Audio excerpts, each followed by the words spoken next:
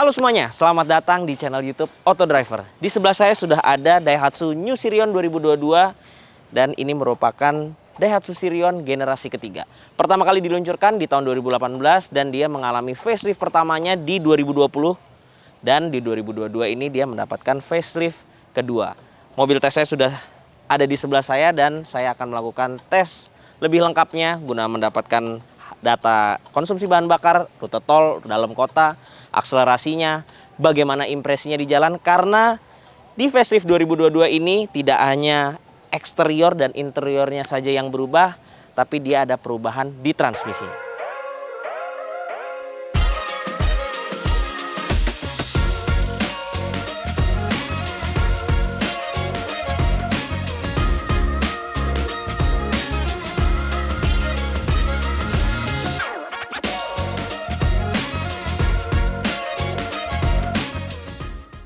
Daihatsu New Sirion yang ada di sebelah saya ini merupakan tipe tertinggi, yaitu tipe R dengan harga 236,8 juta rupiah. Nah, sekarang kita lihat apa saja yang berubah di eksterior bagian depannya. Nah, untuk bagian lampu, sebenarnya bentuknya ini masih sama, cuman isinya yang berbeda. Yang sebelumnya pakai bohlam halogen, nah sekarang ini udah full LED untuk lampu utama, high beam, serta lampu sennya. Di sebelah sini nih, sekarang lampu sennya di bagian dalam, kalau sebelumnya di bagian luar. Dan di bagian atas headlampnya ini yang tadinya chrome sekarang jadi berwarna hitam, lalu grillnya sekarang bertambah besar dan nuansa chrome di 2022 ini memang dikurangi, jadi lebih sedikit bagian chrome-nya. Yang tadinya lampu juga chrome, terus di bagian grillnya juga banyak chrome, ini sekarang dikurangi, lebih banyak aksen berwarna hitam yang menampilkan mobil ini jadi lebih sporty tampangnya. Lalu fog lamp di facelift 2022 ini justru hilang. Ini kalau di saudaranya di Pro 2 Myvi, dia itu ada lampu DRL-nya, tapi di Daihatsu New Sirion ini nggak ada. Ini hanya plastik berwarna hitam aja, vertikal nih seperti ini. Dan desain bumpernya ini baru, serta membuat desain bumpernya ini lebih terlihat modern serta sporty, karena tarikan desain tegas-tegasnya ini membuat tampangnya lebih sporty. Lalu di bawahnya sudah dilengkapi dengan front lips berwarna hitam glossy dan ada warna silvernya. Untuk sensor parkir depan masih ada 2 buah. Lalu sekarang kita lihat bagian sampingnya. Tidak banyak perubahan sih di bagian sampingnya. Velgnya juga masih sama, padahal kalau velgnya berubah desainnya pasti tampangnya bisa lebih fresh lagi. Dia dual tone dan nggak ada logo Daihatsu-nya nih di tengahnya. Pakai ban dengan ukuran 185/55 R15. Masih sama modelnya, ukurannya juga masih sama. Yang berubah pada bagian spionnya. Yang tadinya sewarna body, sekarang berubah menjadi warna hitam seperti ini. Dan dia sudah auto folding mirror. Kalau kita buka, dia udah keyless smart key. Baru dia ngebuka tuh, otomatis. Nah, oh iya, ini juga baru desain kuncinya. Ada logo Daihatsu dan ini untuk membuka kunci, dan di sini udah untuk membuka bagasi. Jadi untuk kuncinya nggak ada logo lock ya. Jadi kalau mau lock itu di logo Daihatsu-nya kita pencet. Seperti ini, dan dia ketika kita pencet sekali yang bisa dibuka hanya di bagian driver. Yang di bagian penumpang masih terkunci. Jadi kita harus pencet sekali lagi untuk bisa membuka, harus pencet 2 kali maksudnya. Nah, untuk bisa membuka pintu bagian belakang dan kiri depan dan kiri belakang. Sekarang kita lihat bagian belakang. Pada bagian belakangnya seperti yang Anda bisa lihat, tidak terlalu banyak perubahan. Yang berubah hanya di bagian bumpernya. Ini desainnya baru dengan tarikan-tarikan tegas yang seperti saya bilang di bagian depan. Bahasa desainnya dimiripkan dengan bumper depannya. Ada plastik vertikal di bawah sini. Untuk lampunya bentuknya juga masih sama. Dia LED kombinasi.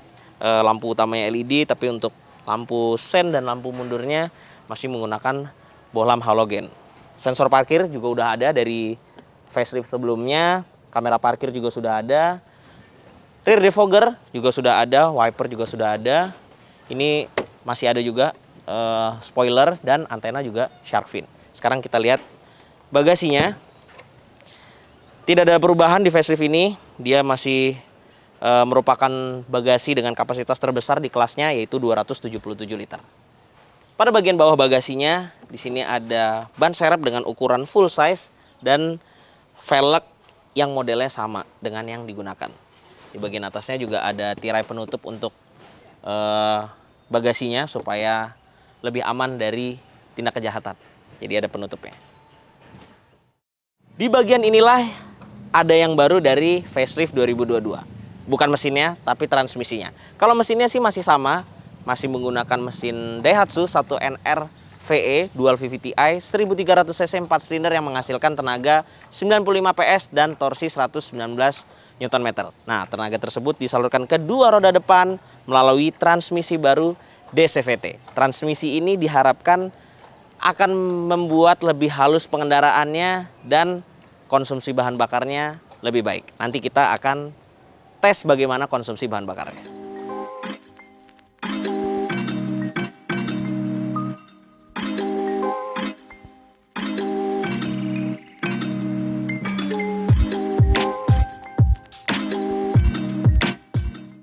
Sekarang saya sudah berada di bangku baris kedua dari Daihatsu New Sirion ini, yang seperti Anda bisa lihat, ini lega sekali. Ini pengaturan menyetir saya dengan tinggi saya 165 cm. Ini yang tidak ada di kompetitornya. Akomodasi kabin yang sangat lega. Headroomnya juga lega, dan ini terlihat lega sekali nih bagian belakangnya. Meskipun di sini ada tunnel kecil ya, tapi nggak begitu mengganggu sih. Ada dua cup holder. Lalu di sini ada cup holder di bagian pintu masing-masing dua, jadi ada 4 di bagian belakang. Door trimnya ada bahan fabriknya nih di bagian sininya. Material keras ya. Ini wajar pada kelasnya.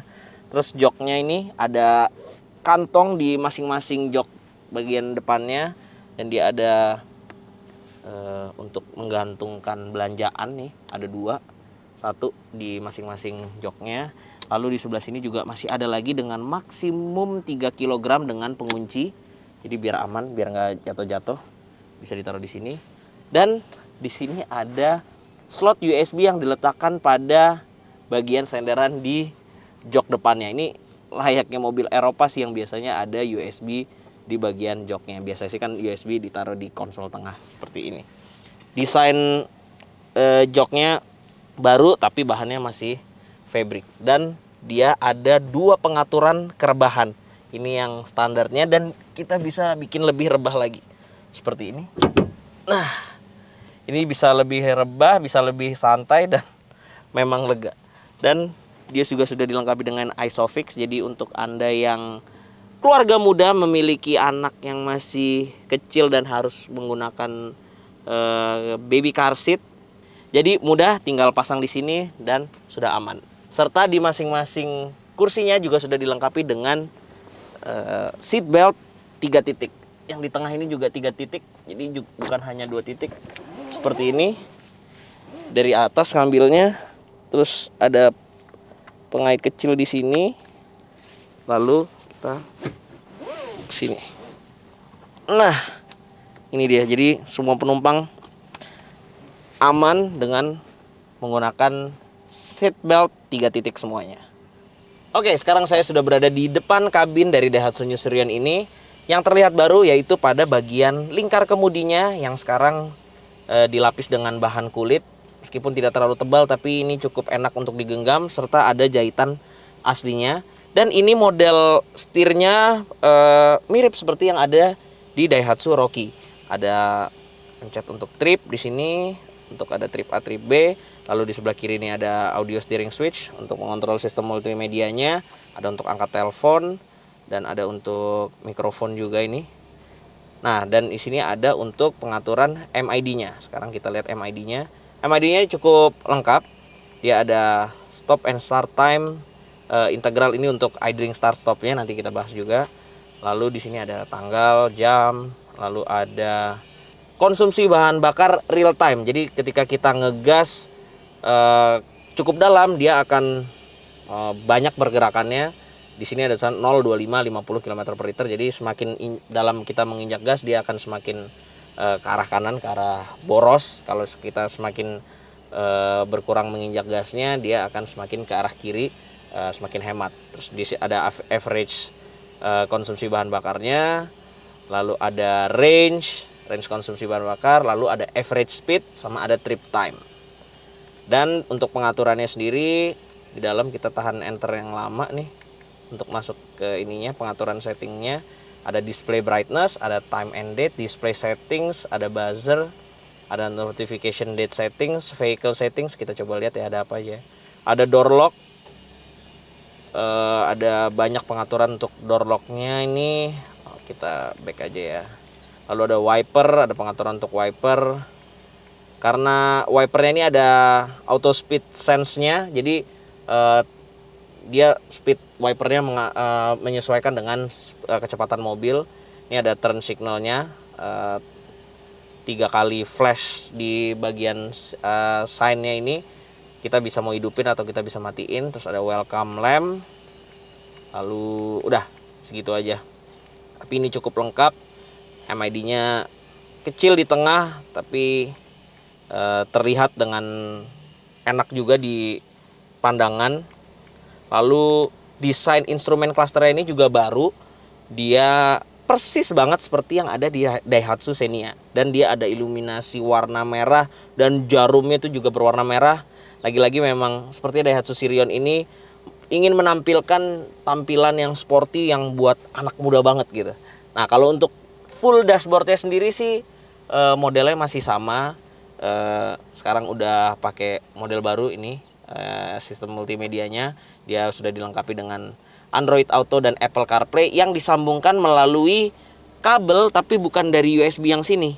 Di bawah sini ada USB, ada soket 12 volt. Tapi untuk koneksi ke Android dan Apple CarPlay-nya bukan dari sini, tapi dari laci yang ada di box ini. Jadi ini ada kabel tambahan. Ini kabel saya buat colok ke handphone, baru bisa mengaktifkan Android Auto dan Apple CarPlay-nya. Pengaturan setirnya tilt yang belum teleskopik, memang di kelasnya juga tidak ada yang teleskopik, nggak masalah. Untuk posisi nyetir saya yang 165 cm ya cukup oke lah, bukan yang enak banget, tapi ini udah cukup oke. Di bagian kanan sini ada tempat penyimpanan terbuka. Lalu di bagian kanan sini ada tombol untuk electronic stability control. Ini kita bisa off-in. Dan yang baru ini ada idling start stop-nya, auto idling start stop-nya, yang bisa mati ketika kita berhenti di lampu merah atau di kemacetan, yang membuat konsumsinya bisa lebih hemat lagi. Ini bisa dimatikan di sini. Dan ini untuk auto folding mirror-nya tadi, kita bisa set auto. Dan dia ada pengaturan untuk level headlamp-nya. Dia ada 5 pengaturan. Dan di sini sebenarnya ada satu bagian yang kosong karena ini mobil tes. Tapi kalau mobil yang di delivery ke customer, dia sudah dilengkapi dengan ionizer. Jadi untuk di masa pandemi seperti ini, mobil yang sudah dilengkapi dengan built-in ionizer ini lebih tenang gitu ya berkendara dengan mobil yang sudah dilengkapi dengan ionizer. Karena di saat pandemi kan concernnya ke udara yang bersih dan bagus gitu ya. Nah, sekarang kita lihat bagian AC-nya. AC-nya sudah digital, sama seperti yang model sebelumnya.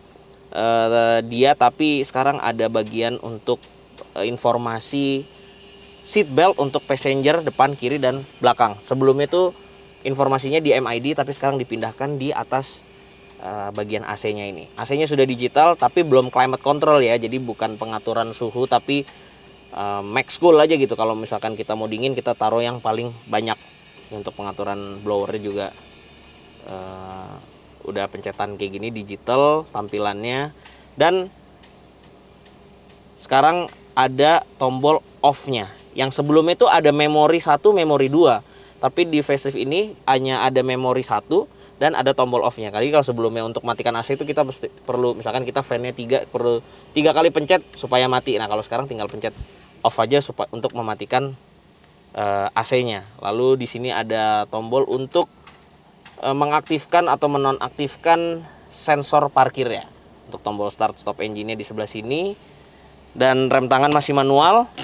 Serta transmisinya yang tadi saya sudah bilang bahwa ini transmisi baru di CVT. Jadi dia bukan 1, 2, 3 lagi, tapi di sini tulisannya dia PRN D, biasa kita jalan di D, drive. S-nya ini sport, dia akan nahan RPM yang lumayan tinggi. Dan ada B, brake. Jadi ini sebenarnya kayak gigi satunya juga sih sebenarnya. Jadi dia brake itu menahan RPM yang lebih tinggi lagi supaya untuk engine brake ketika kita harus ngerem mendadak atau ketika lagi di turunan kita bisa pakai aktifkan fitur yang brake-nya ini. Joknya sendiri dia masih menggunakan bahan fabric, tapi di facelift ini motifnya yang berubah seperti ini. Lalu dia juga sudah dilengkapi dengan auto headlamp dan airbagnya dia ada 4 buah di bagian setir, di bagian penumpang, serta di jok depan kanan dan kirinya. Joknya juga bisa kita atur, dia ada seat adjusternya. Tapi ini di pengaturan yang paling bawah saya ngerasanya masih cukup tinggi ya. Andai bisa lebih ke bawah lagi akan bisa lebih enak lagi posisi nyetirnya. Dan dia juga sudah dilengkapi dengan kamera mundur seperti ini. Dan dia ada citra di MID-nya menampilkan roda depannya kita posisinya itu lagi lurus atau lagi belok. Jadi kalau belok dia kelihatan nih belok ke kanan atau ke kiri ya, meskipun dia ketika belok sedikit di gambarnya udah terlalu banyak gitu ya beloknya. Tapi minimal kita bisa tahu bahwa setir ini lagi posisi belok ke kanan atau belok ke kiri. Gak usah lama-lama lagi, langsung aja kita impresi karena saya pengen tahu bagaimana kehalusan dari transmisi di CVT. Pertama, yang akan saya bahas yaitu transmisi barunya. Di facelift kedua ini perubahan yang signifikan yaitu pada bagian transmisinya, yaitu sekarang berubah menjadi transmisi otomatis di CVT. Jadi pengendaraan akan lebih halus ketika menggunakan transmisi CVT ini, dan begitu kita kick down seperti ini,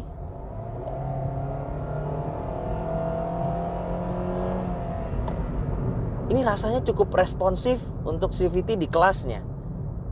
Iya, meskipun ya seperti yang Anda bisa dengar tadi, suara mesin ketika di kick down itu bisingnya masuk sekali ke dalam kabin. Saya rasa memang peredam di firewall-nya ini kurang begitu tebal sehingga ketika RPM-nya tinggi suara bisingnya tuh masuk ke dalam kabin. Tapi begitu kita jalan biasa seperti ini, suara mesinnya nggak begitu masuk ke dalam kabin sih. Hanya ketika di kick down dan RPM tinggi seperti ini, suaranya masuk, lumayan berisik. Nah, dengan transmisi di CVT-nya ini, konsumsi bahan bakarnya pun membaik. Sebelumnya kami sudah melakukan pengetesan Daihatsu Sirion. Anda bisa klik linknya di sini. Namun itu transmisinya manual. Nah, kita akan ambil perbandingan pengetesannya dengan transmisi yang manual ya, karena kami sebelumnya mengetes yang manual. Jadi untuk rute dalam kota dengan kecepatan rata-rata pengetesan itu 22 km per jam, dengan transmisi manual Daihatsu Sirion sebelum facelift ini dia bisa mendapatkan di angka 13,7 km per liter. Sedangkan di Daihatsu New Sirion facelift 2022 ini yang dengan transmisi DCVT-nya dia bisa mendapatkan angka di 14,8 km per liter. Artinya ada lebih hemat 1,1 km per liter dibandingkan dengan transmisi manualnya. Lalu untuk rute tolnya dengan kecepatan rata-rata 90 km per jam, di transmisi manual sebelum facelift itu mendapatkan angka di 21 km per liter. Sedangkan pengetesan saya menggunakan Daihatsu New Sirion facelift 2022 dengan transmisi otomatis CVT ini, saya mendapatkannya di angka 22,5 km per liter. Artinya lebih hemat 1,5 km per liter. Konsumsi BBM-nya jelas membaik, namun bagaimana dengan akselerasinya? Jika dibandingkan dengan transmisi manual yang sudah kami tes sebelumnya, memang angkanya menunjukkan 1 detik lebih lambat dibandingkan facelift yang menggunakan transmisi di CVT-nya ini.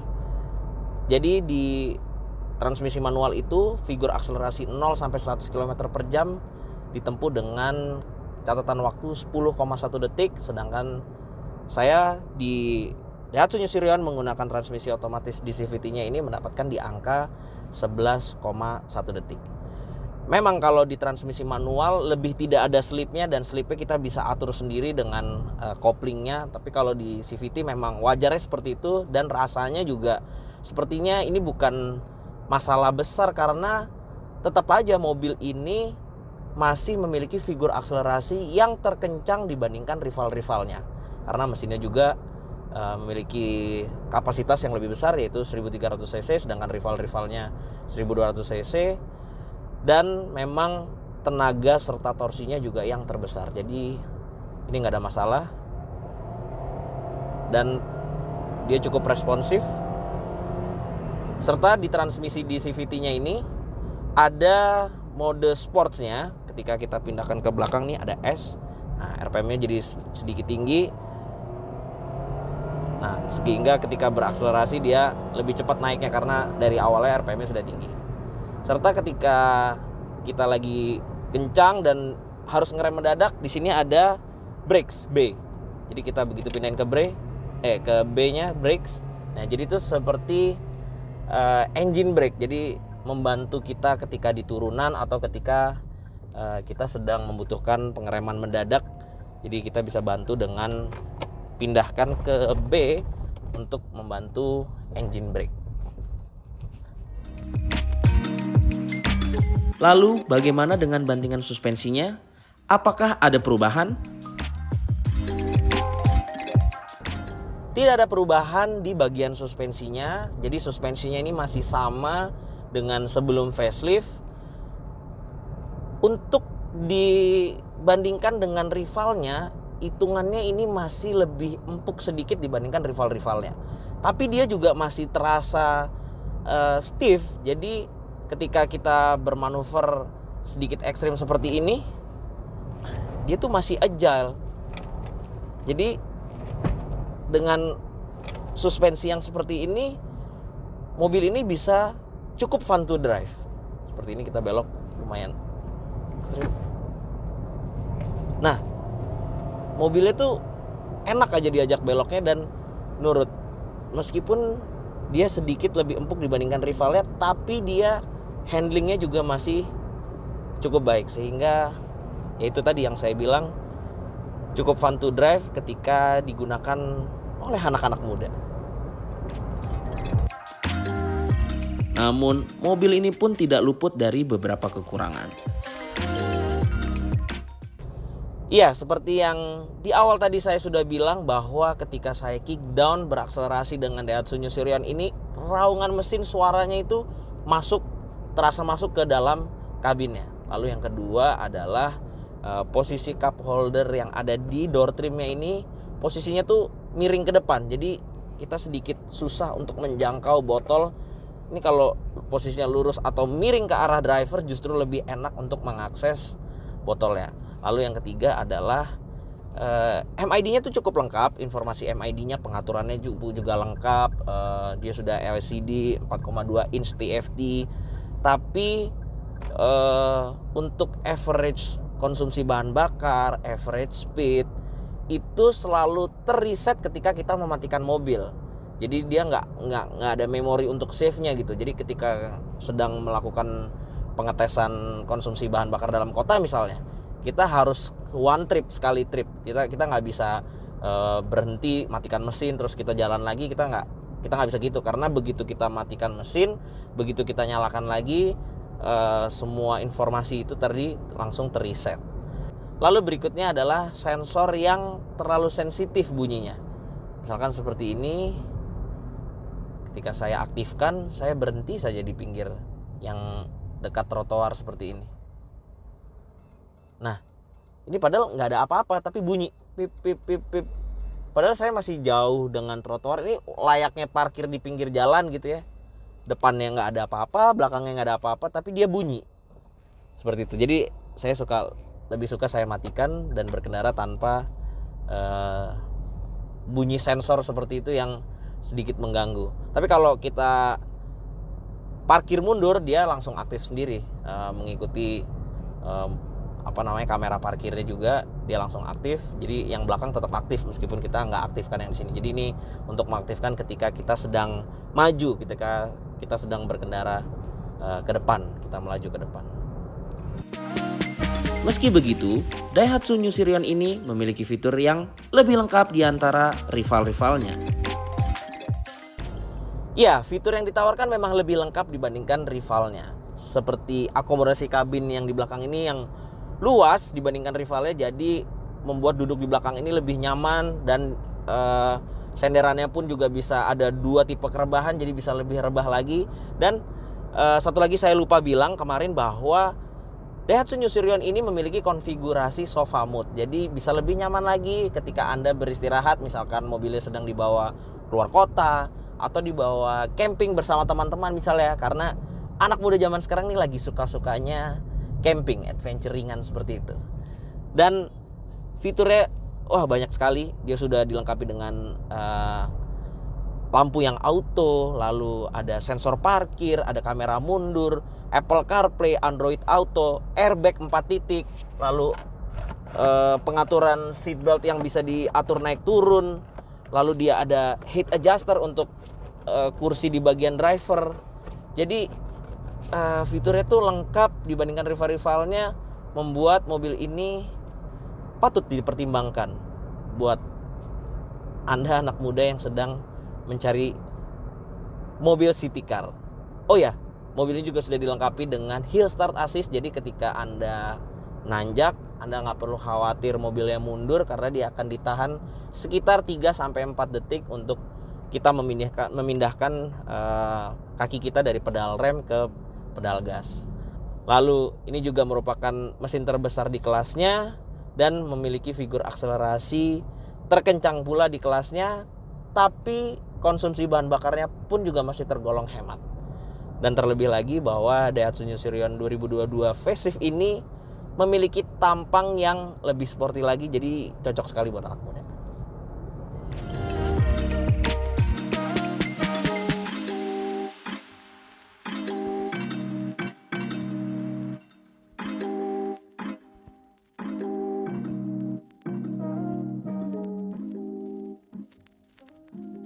Jadi kesimpulannya, Daihatsu New Sirion ini cocok buat Anda anak muda yang sedang mencari mobil dengan tampang sporty, hemat bahan bakar, serta pengendaraan yang lebih halus berkat transmisi baru di CVT-nya. Dan bagaimanapun juga, Daihatsu New Sirion menawarkan fitur yang lebih lengkap dibandingkan para kompetitornya, salah satunya akomodasi kabin yang lebih lega. Jadi begitulah video review kami terhadap Daihatsu New Sirion 2022 facelift ini. Jangan lupa klik like, comment, share, dan subscribe ke channel YouTube Autodriver jika Anda belum mensubscribe-nya. Main juga di website kami di www.autodriver.com. Terima kasih Anda sudah menyaksikan video ini. Sampai jumpa di video selanjutnya. Bye-bye.